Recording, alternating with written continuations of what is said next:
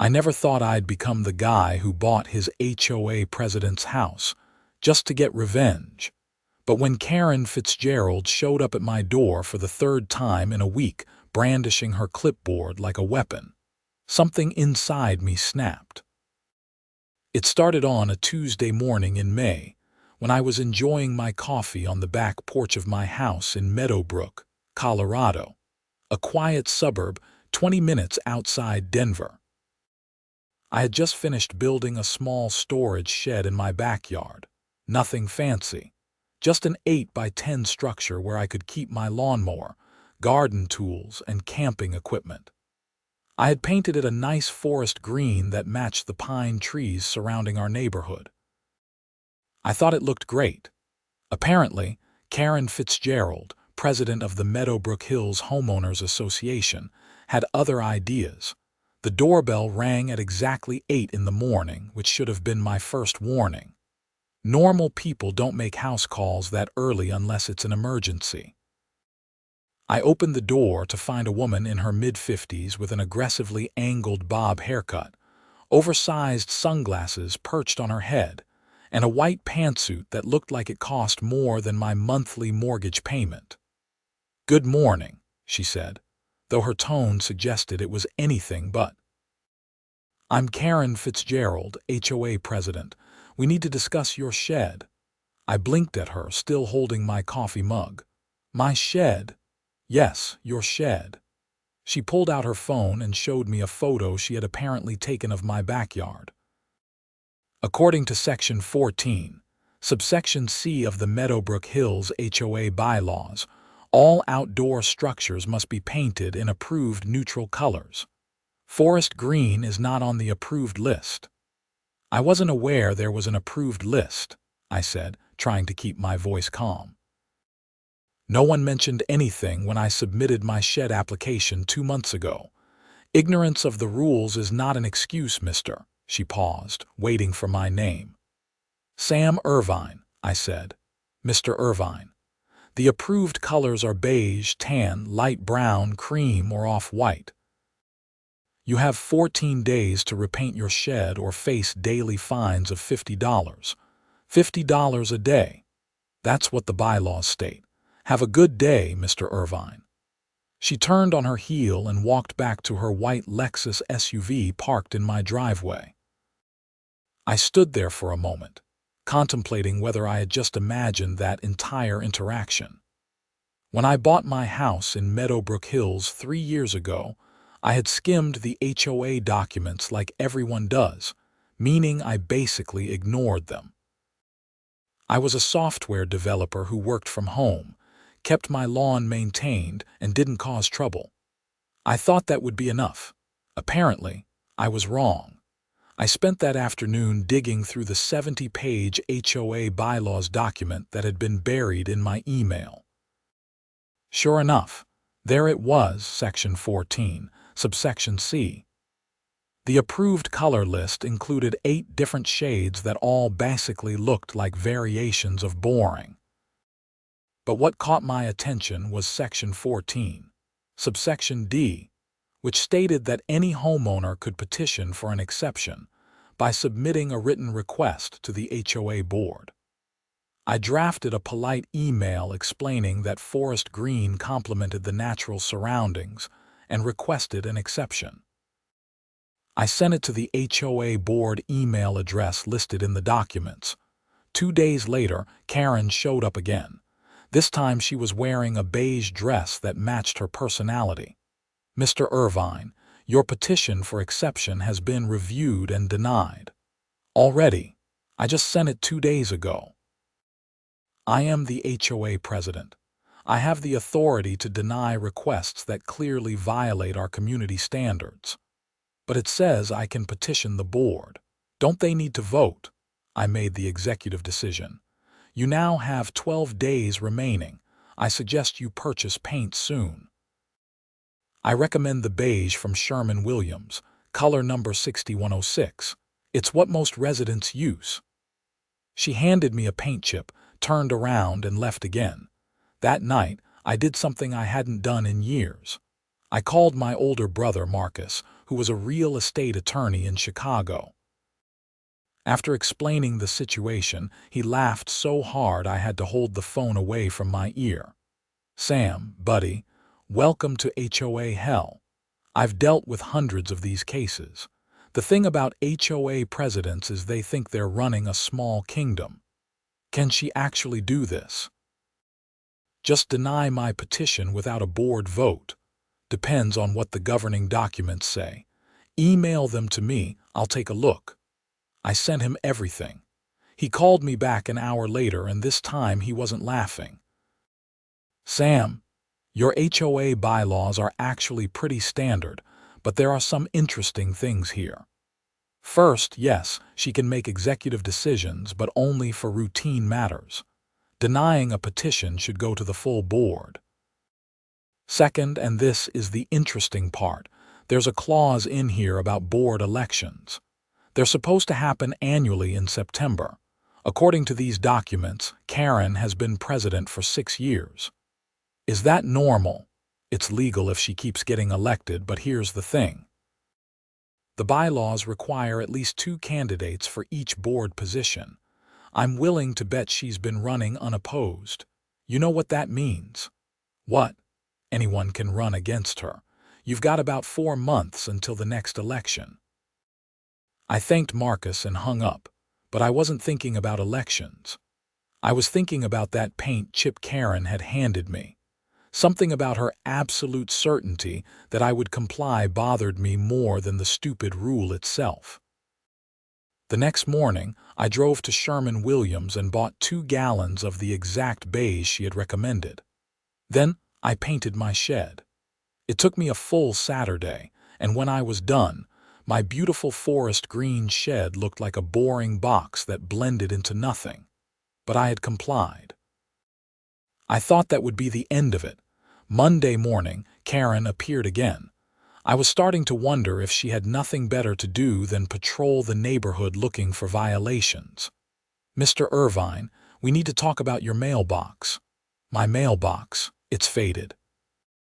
All mailboxes must be maintained in pristine condition. You need to repaint it or replace it within 7 days. I looked at my mailbox.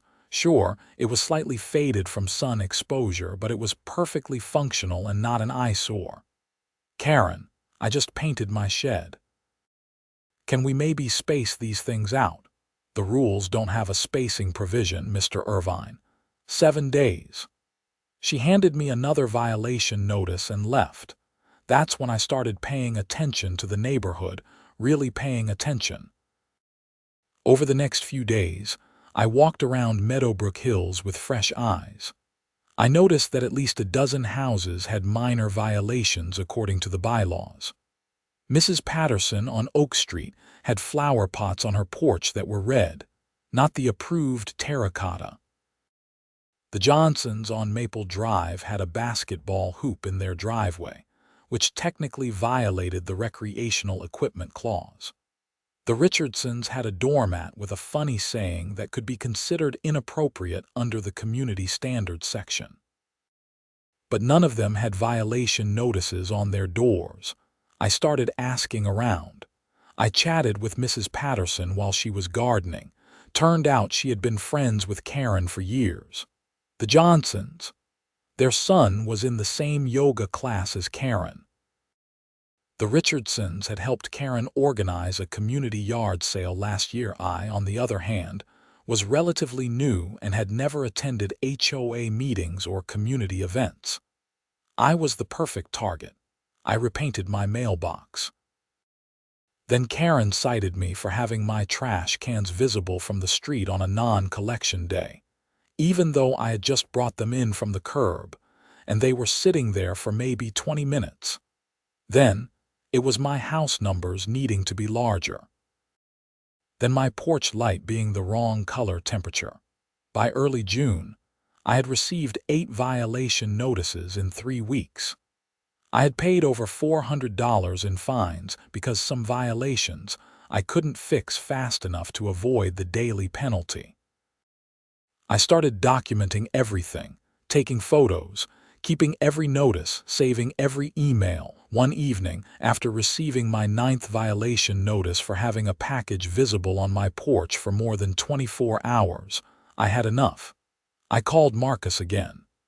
"She's harassing you," he said flatly. "This is targeted enforcement, which could be considered harassment under Colorado law. You could sue the HOA. How long would that take? Year, maybe 2. Legal fees would be substantial. What if I just ran for HOA president and beat her?" "You could try, but she's been president for 6 years.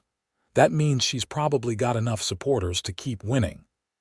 I thanked him and sat on my porch, looking at my beige shed, my freshly painted mailbox, and my perfectly maintained but apparently never good enough house. That's when I saw Karren drive by slowly, looking at houses, probably searching for her next victim. Then I had an idea. A ridiculous, possibly insane idea. I called my friend Derek, who was a real estate agent in Denver. "Derek, hypothetically, how hard would it be to find out if someone's house is for sale or might be for sale soon?" "Not hard at all." "Whose house?" "Karren Fitzgerald, 1247 Meadowbrook Circle." "Your HOA president, dude, what are you planning? Just curious. Can you look?" He called me back 20 minutes later. "Sam, you're not going to believe this. Her house isn't listed, but she's been making calls to agents. My colleague mentioned that Karren Fitzgerald contacted her last week asking about property values in Meadowbrook Hills. Apparently, her husband got a job transfer to Phoenix, and they're planning to sell soon." My heart started beating faster. How soon? Probably within the next month. She's trying to get a sense of the market first. If she lists it, I want to know immediately. "Sam, what are you doing?" "Something either really smart or really stupid. I'll let you know which." I spent the next week researching everything I could about Karren's house. It was one of the larger homes in the neighborhood, a 4-bedroom, 3-bath colonial-style house with a big backyard. She and her husband, whose name was Richard, had lived there for 8 years. Through social media and public records, I learned that Richard was a regional manager for a pharmaceutical company and had indeed been offered a position in Phoenix. I also looked at my own finances. As a software developer, I made good money, and I had been saving for years with no particular goal in mind. I had excellent credit and enough for a substantial down payment on a second property. But buying a house just to spite your HOA president was possibly the dumbest financial decision a person could make. Then again, principle sometimes matters more than practicality. Derek called me on June 15th. "Sam, it's listed. Just went active this morning. She's asking $420,000. Is that fair market value? Maybe slightly high. Comparable houses in the area have been selling around $390 to $410. I want to make an offer." "Sam, are you serious?" "Completely. Can you represent me? This is crazy, but yes." "How much are you offering?" I thought about it. If I offered asking price, she might accept immediately. If I offered too much, she'd know something was up. $415,000 cash offer, 30-day close. That's aggressive. She'll probably take it. Good, draw up the papers. The offer was submitted that afternoon. I used an LLC that Derek helped me set up quickly so my name wouldn't appear on the initial paperwork. 24 hours later, Karren accepted the offer. I guess the combination of above asking price, cash, and quick close was too good to refuse. For the next month, I played it cool. I continued fixing every violation Karren sent my way, which now included my garden hose being visible from the street and my grass being 1/4 inch too tall according to her measurements. I paid the fines. I followed every ridiculous rule. I waited. The closing was scheduled for July 20th. Derek met me at the title company in Denver. Karren and Richard were there with their agent. When I walked in, Karren's face went through several expressions in rapid succession. confusion, recognition, and finally horror. "What are you doing here?" she demanded. "Buying your house," I said pleasantly. "Thank you for accepting my offer. You're the buyer." No, I'm not selling to you. Richard, tell them we're not selling." Richard looked confused. "Karren, we already accepted the offer. We're under contract. We can't just back out." "I don't care. This is my house and I'm not selling it to him." The title officer, a patient woman named Gloria, cleared her throat. "Mrs. Fitzgerald, if you refuse to close, the buyer can sue you for specific performance and you'll still have to sell. Plus you'll be liable for any damages. The earnest money deposit has already been submitted." Karren looked like she wanted to explode. Her face turned red and her hands shook as she clutched her purse. "Why are you doing this?" "Because you've made my life miserable for 2 months over paint colors and mailboxes," I said calmly. "And I'm tired of it. Now, can we please proceed with closing? I have plans for the house." The closing took 2 hours. Karren signed every document with barely controlled fury, her pen practically stabbing through the paper. Richard looked embarrassed and apologized to me quietly at one point, saying his wife had been under a lot of stress with the move. When it was done, I was the owner of 1247 Meadowbrook Circle. Karren and Richard had 30 days to move out per the agreement, which meant they'd be gone by mid-August. That night, I started planning. I researched paint colors. Not beige, not tan, not any of the boring approved colors on the HOA list. I wanted something that would make a statement. After hours of looking at color swatches, I found it. Neon pink. Specifically, a shade called Flamingo Sunset that was so bright it practically glowed. But I had to be smart about this. If I painted the house while Karren still lived there, she could potentially cause problems during the moving process. So I waited. The month of Karren living in a house I owned while still serving as HOA president was deliciously awkward. She avoided me completely, which meant I finally had a break from violation notices. I actually got to enjoy my home for the first time in months. I saw moving trucks at her house on August 12th. Derek had mentioned that Karren and Richard had bought a house in Scottsdale, Arizona, and were eager to start their new life. I watched from my window as they loaded up their belongings. Karren caught me watching at one point and gave me a look of pure hatred.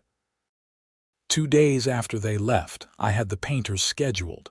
I had hired a company called Bright Future Painting, and I showed them exactly what I wanted. The owner, a guy named Tommy, looked at the color choice and whistled. "Man, that's bold. You sure about this?" "Never been more sure of anything in my life. Your HOA is going to have a field day with this. I'm counting on it." The painting took 3 days. They did 2 coats to make sure the color was vivid and even. When they finished on August 17th, 1247 Meadowbrook Circle looked like a giant flamingo had merged with a house. It was visible from 3 streets away.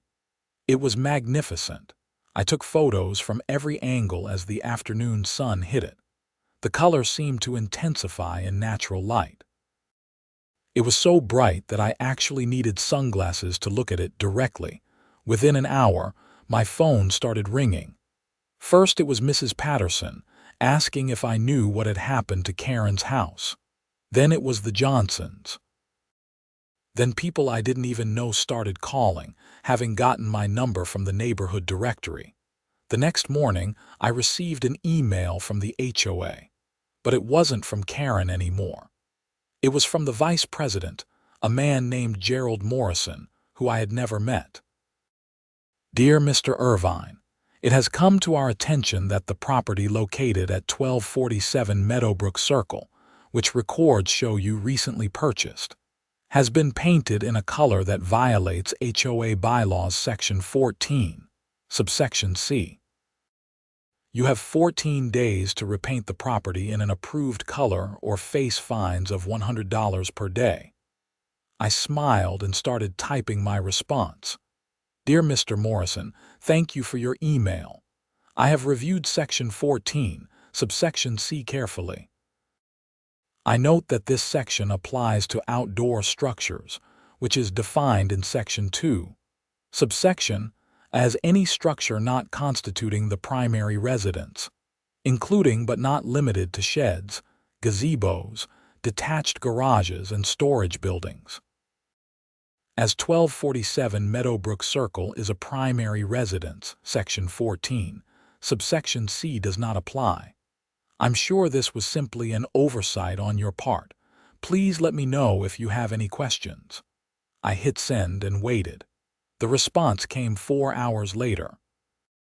Mr. Irvine, while you are technically correct that Section 14, subsection C specifies outdoor structures, Section 12, subsection B requires all homes to maintain aesthetic harmony with the neighborhood.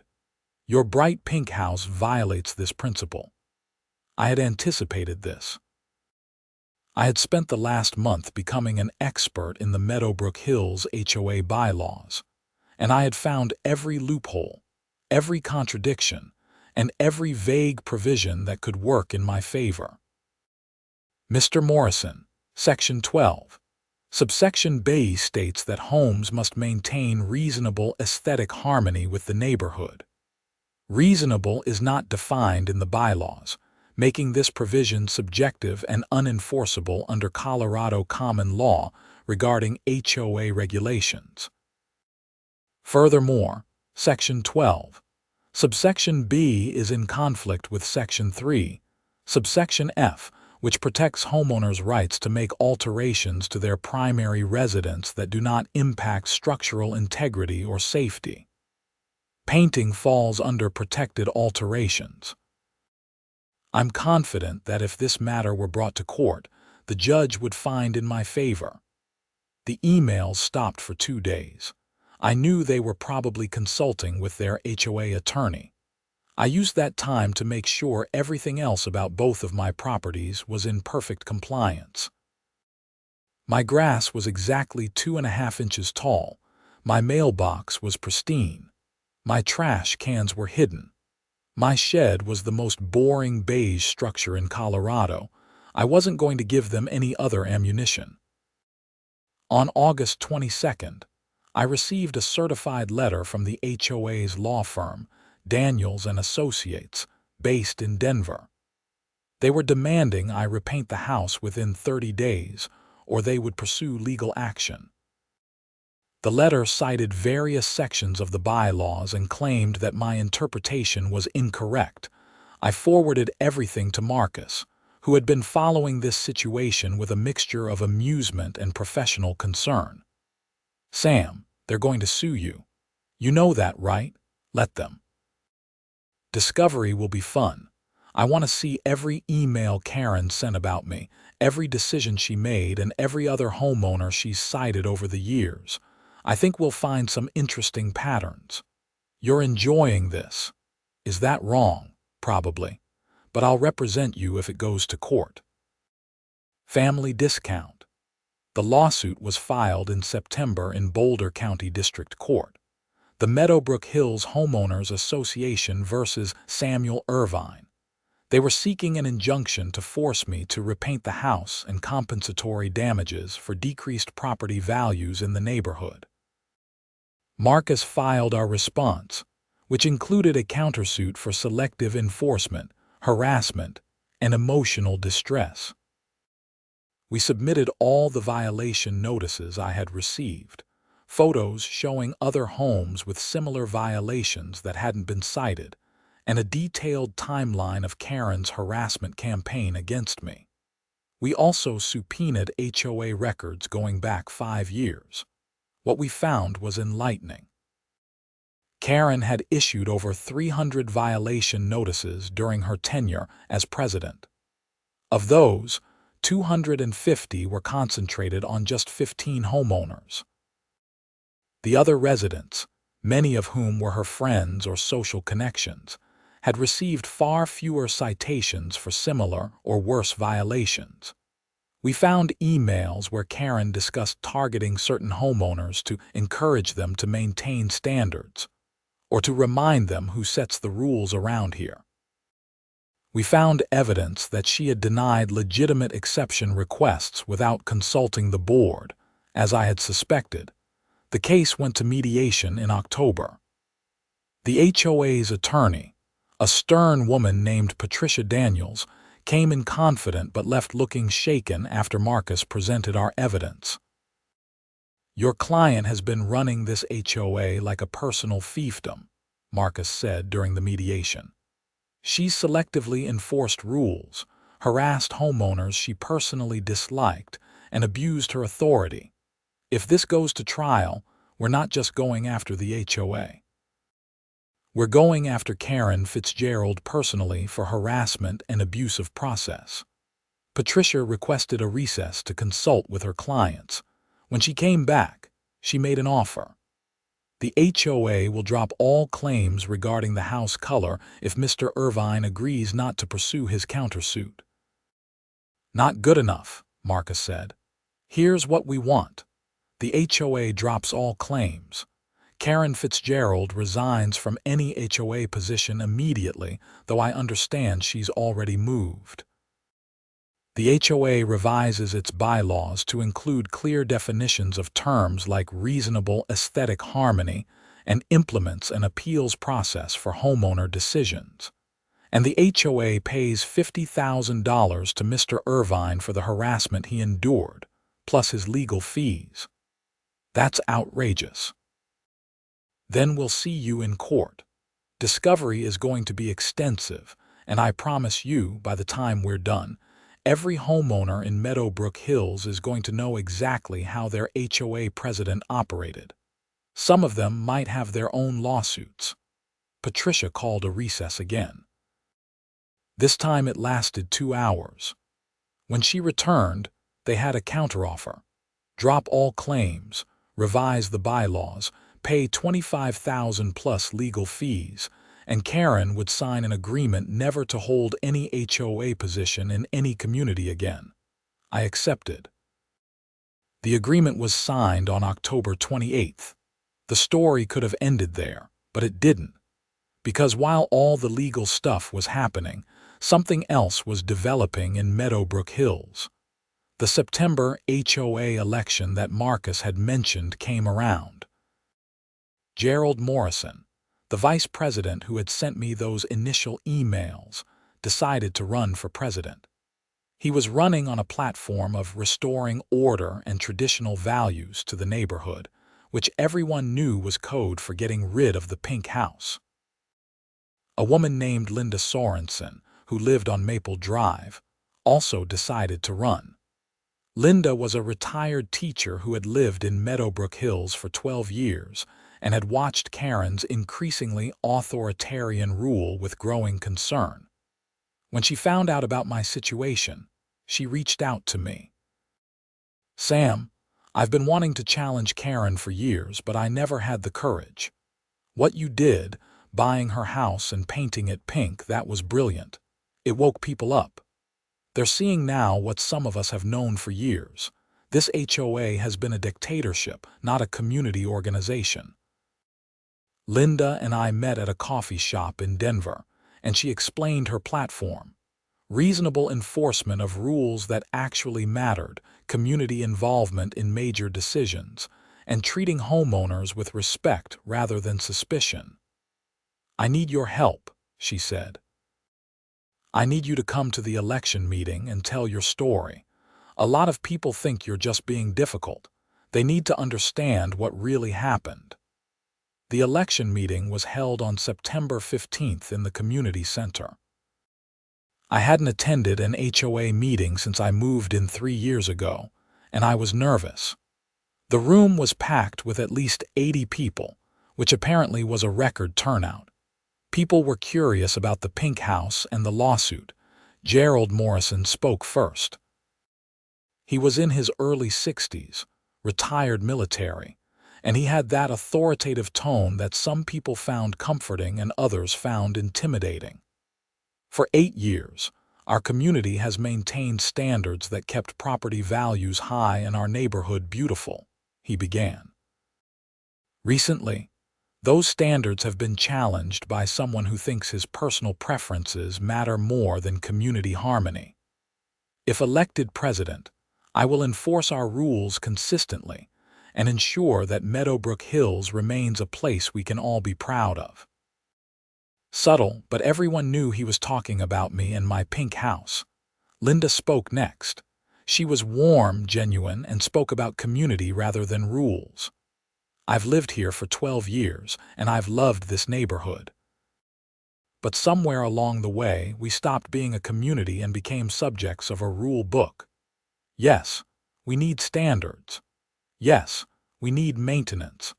But we also need common sense, fairness, and the understanding that people's homes are their biggest investments and their personal spaces. We need leadership that serves the community, not the other way around." Then it was time for questions. A man in the back raised his hand immediately. "This question is for whoever wants to answer it. What about the pink house? Should we allow that?" Gerald jumped in. "Absolutely not. It's a violation of everything we stand for." Linda looked at me and I stood up. I hadn't planned to speak, but suddenly I needed to.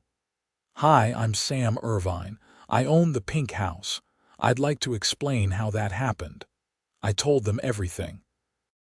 I told them about the forest green shed and the first violation notice. I told them about the 8 subsequent violations in 3 weeks, the fines, the targeting. I told them how I discovered that other homeowners with similar violations weren't being cited because they were Karren's friends. I told them about buying her house. "I painted it pink because I was angry," I said. "I'm not going to pretend otherwise, but here's the thing. In the 6 months I've lived here before Karren started targeting me, do you know how many times I was late with my HOA dues? 0. Do you know how many complaints I received from neighbors about noise, parking, or any legitimate disturbance? 0. I maintain my property. I follow reasonable rules. But I was being harassed because I was an easy target and because Karren could." I pulled out my phone and showed photos on the community center's screen. "This is Mrs. Patterson's porch with red flower pots. Against the rules, but no violation. This is the Johnsons' basketball hoop. Against the rules, no violation. This is my original forest green shed, which actually complemented the natural surroundings but wasn't on the approved beige list. Violation, fine, forced to repaint." The room was silent. "I'm not asking you to like my pink house. I know it's ridiculous. But I'm asking you to think about what kind of community you want to live in. Do you want leadership that enforces rules fairly and reasonably? Or do you want leadership that uses rules as weapons against people they don't like?" I sat down. The room erupted in whispered conversations. People were looking at each other, at their phones, at the photos I had shown. An older woman stood up. I recognized her as Helen Carter, who lived 2 streets over. "I received 4 violation notices last year," she said quietly. "My house numbers were fading. My mailbox had a small dent. My lawn had some brown patches during the drought. I'm on a fixed income and those fines added up quickly. I paid them because I didn't know what else to do. I thought I was the only one being targeted, so I was too embarrassed to say anything." Another person stood up, then another. 5 more homeowners shared similar stories of excessive violations, seemingly arbitrary enforcement, and fear of retribution if they complained. Gerald Morrison looked increasingly uncomfortable. Linda Sorensen looked vindicated. The vote was held at the end of the meeting. Linda Sorensen won with 62% of the vote. Gerald got 31%. The remaining 7% wrote in other names, including 3 people who wrote in my name, which I found both flattering and amusing. Linda's first act as president was to form a committee to review the bylaws and recommend changes. I was asked to serve on that committee, along with 4 other homeowners and a lawyer who specialized in HOA regulations. Over the next 2 months, we worked on revising the bylaws. We kept the important rules about property maintenance, noise ordinances, and legitimate safety concerns. But we eliminated or revised the ridiculous ones. The approved paint color list was expanded to include a much wider range of options, though we did add a provision that extremely bright or neon colors required board approval for primary residences. I appreciated the irony that my pink house was essentially grandfathered in because it existed before the new rule. We also added provisions for a formal appeals process, defined vague terms like reasonable aesthetic harmony, and created limits on violation notices to prevent harassment. No homeowner could receive more than 2 violation notices per month unless there was an immediate safety concern. The revised bylaws were presented to the community in November and approved by an 84% vote. Meanwhile, the settlement money from the HOA arrived in my account. After paying Marcus his fees, I netted about $37,000. I used some of it to make improvements to my primary residence, and I donated $10,000 to the community center for renovations. As for the pink house, I had a decision to make. I could repaint it now that the lawsuit was settled, or I could keep it as a monument to the absurdity of the situation. I decided to compromise. I hired Bright Future Painting again, and Tommy showed up with his crew in early December. "Please tell me you're repainting this thing," he said. "My eyes hurt every time I drive past it." "I am, but I need you to do something special first." I had him paint a message on the front of the house in large black letters before they painted over it with a new color.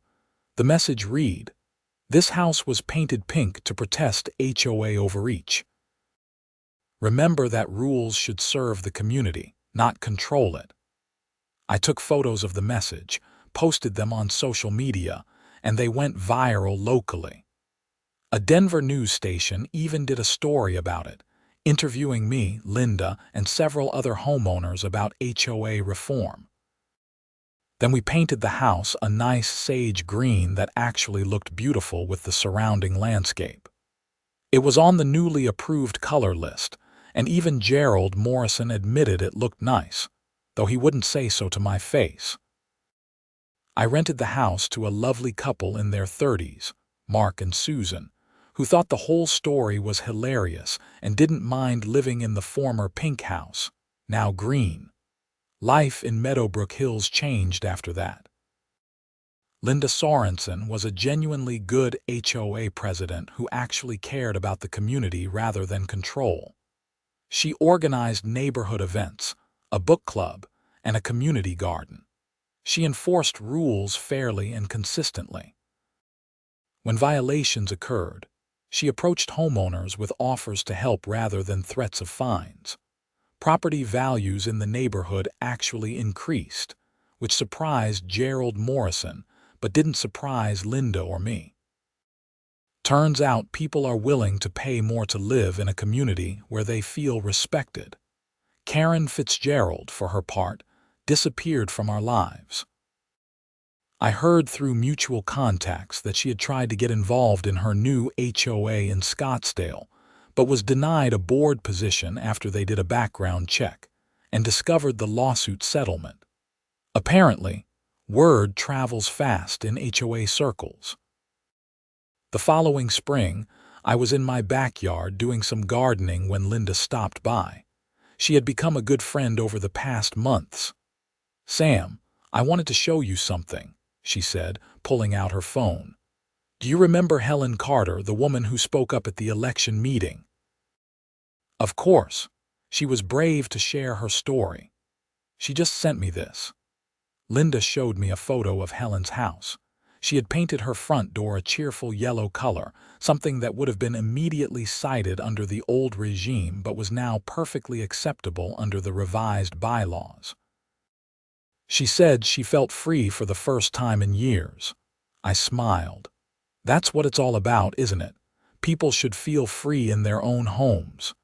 You know, when you first bought Karren's house and painted it pink, I thought you were crazy, but you weren't crazy. You were making a point in the most dramatic way possible. You forced everyone to pay attention to a problem we had been ignoring. I was also being petty and vindictive, I admitted. Let's not pretend I was purely noble in my intentions. Maybe. But sometimes a little pettiness in service of a greater good is okay. That conversation stuck with me. I had acted out of frustration and anger, but the consequences had been unexpectedly positive. The community was better for it. People were happier. Rules were fairer. By the summer of that year, I had settled into a comfortable routine. I worked from home, maintained both of my properties, and actually enjoyed being part of the community. I attended HOA meetings regularly, not because I had to, but because I wanted to. I served on the Architectural Review Committee, helping to evaluate requests for home modifications and exceptions. I made sure that every request was evaluated fairly, with actual consideration for the homeowner's needs rather than blind adherence to arbitrary rules.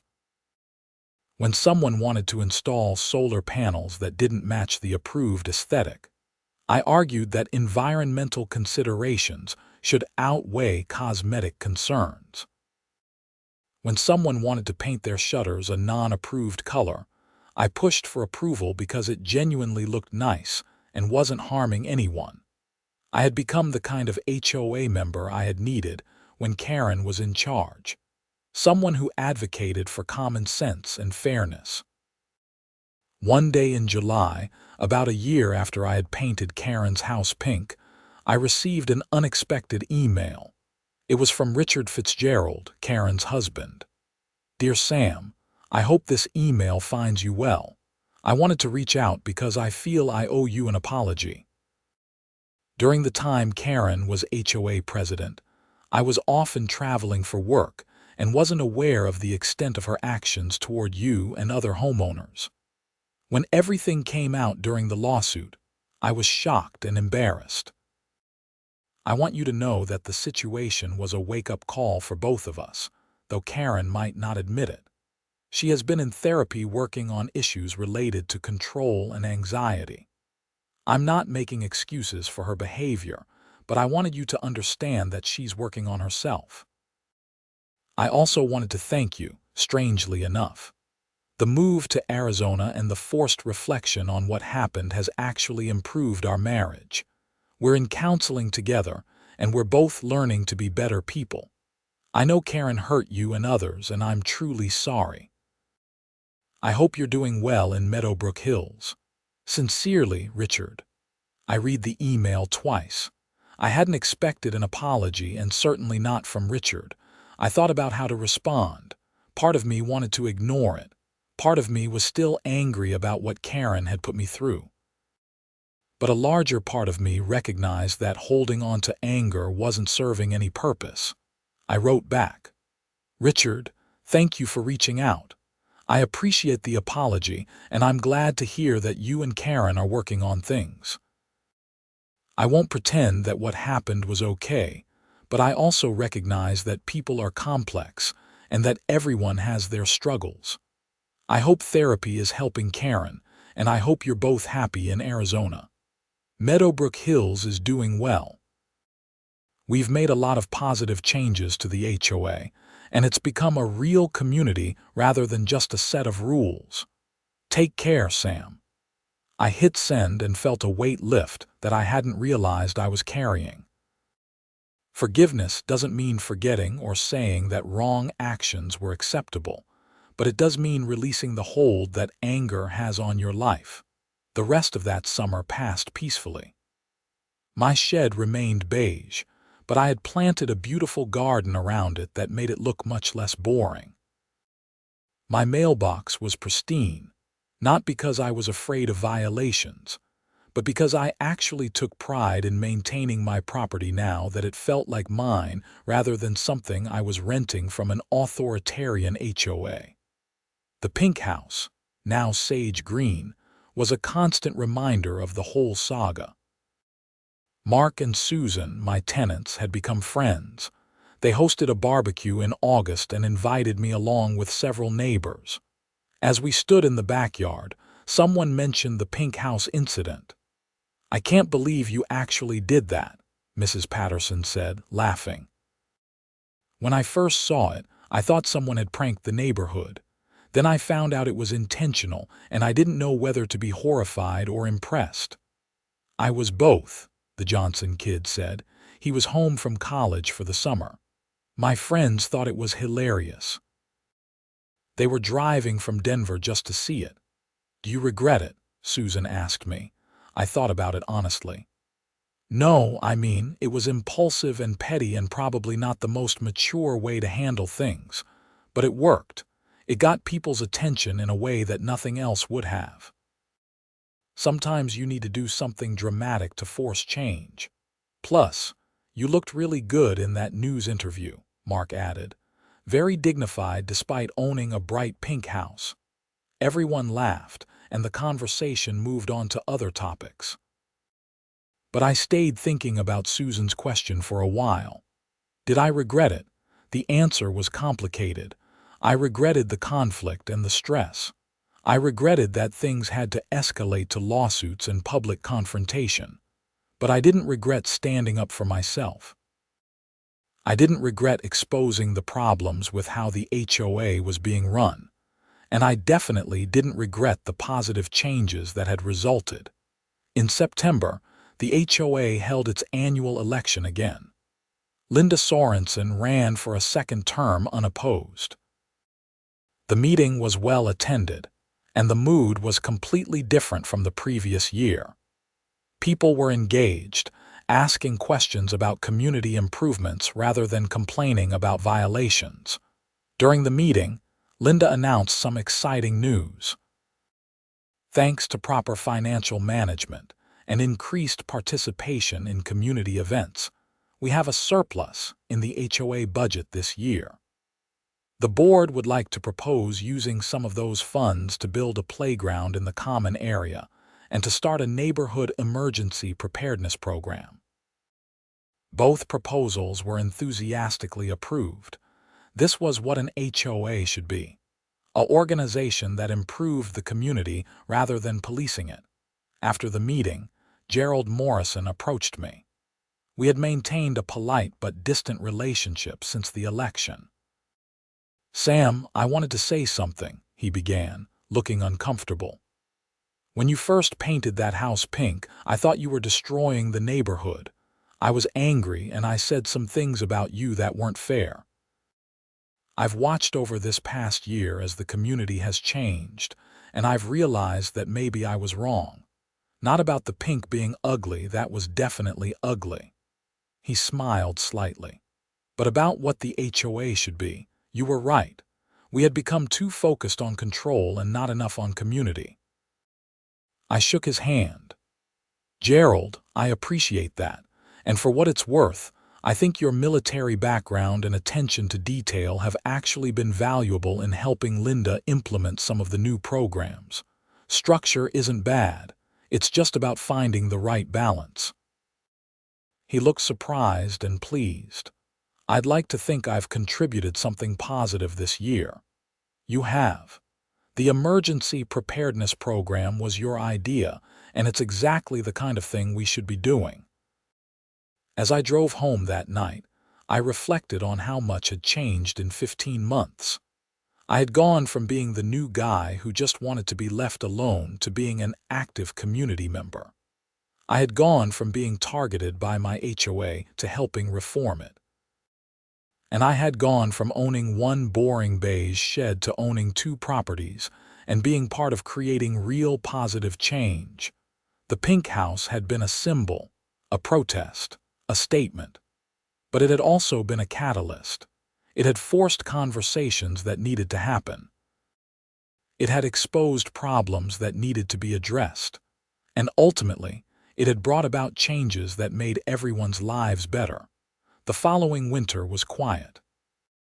I spent Christmas with my family in Chicago, where Marcus gave me endless grief about the Pink House incident, which had apparently become legendary in his circles of real estate law. My mother thought the whole thing was hilarious and told everyone at Christmas dinner about her son who bought his HOA president's house just to paint it pink. When I returned to Meadowbrook Hills in January, I found a surprise waiting for me.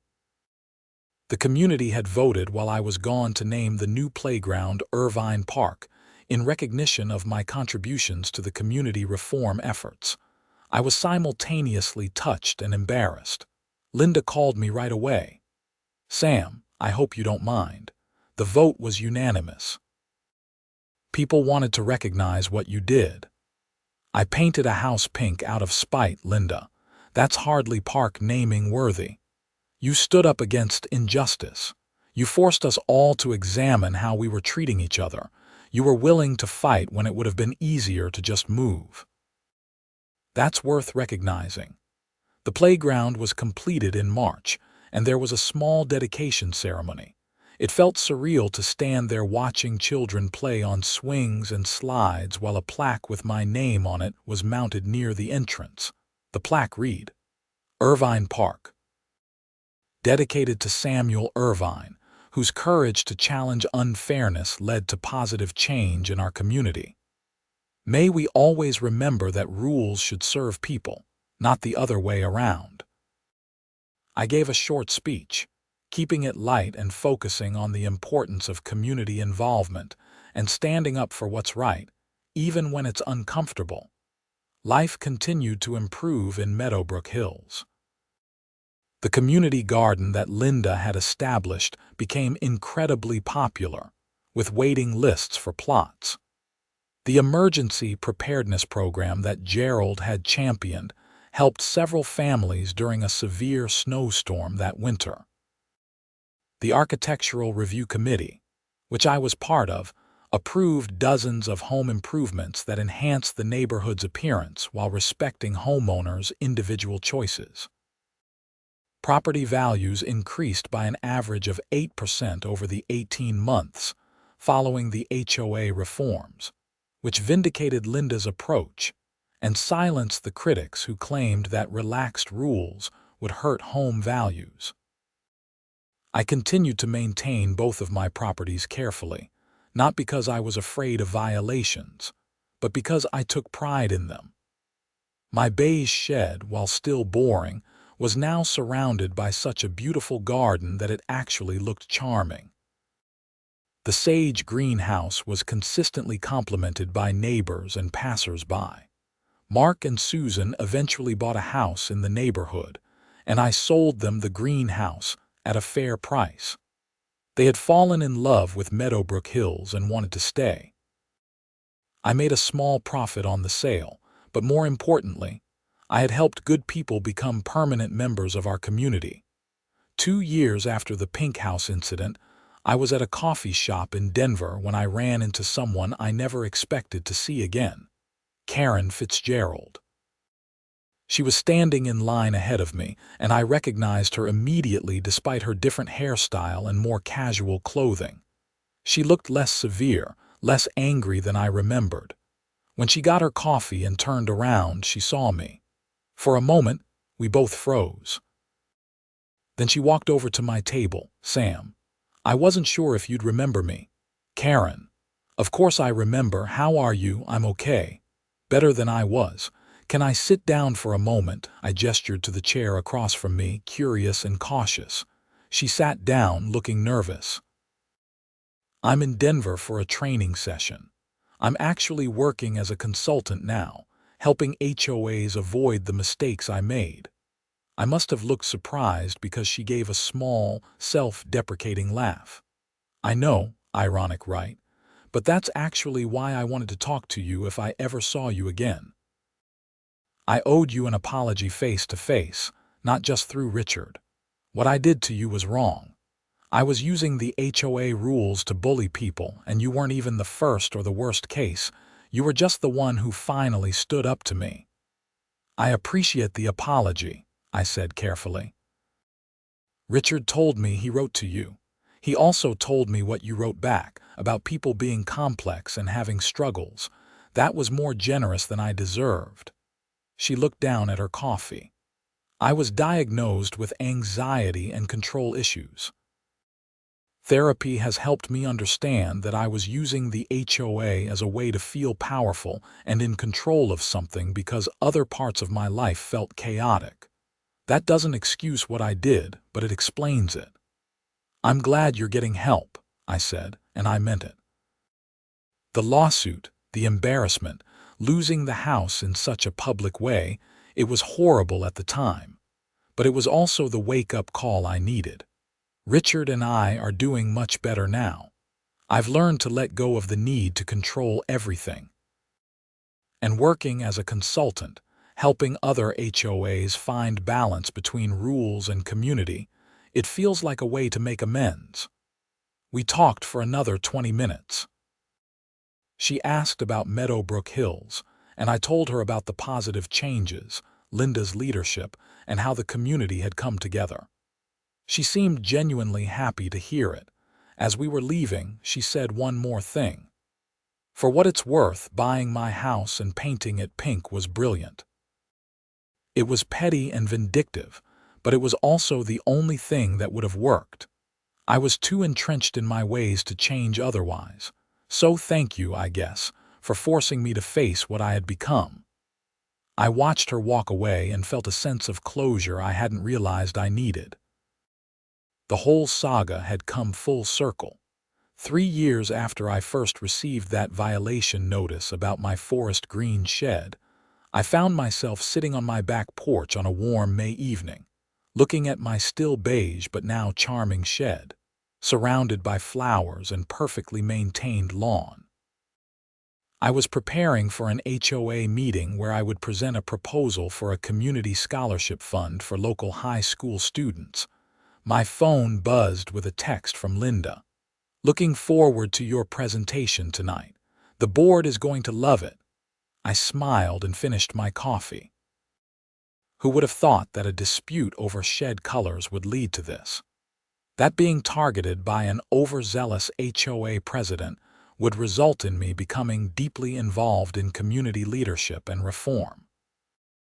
The journey from receiving that first violation notice to buying Karren's house to painting it neon pink to implementing real positive change had been absurd, stressful, expensive, and occasionally ridiculous.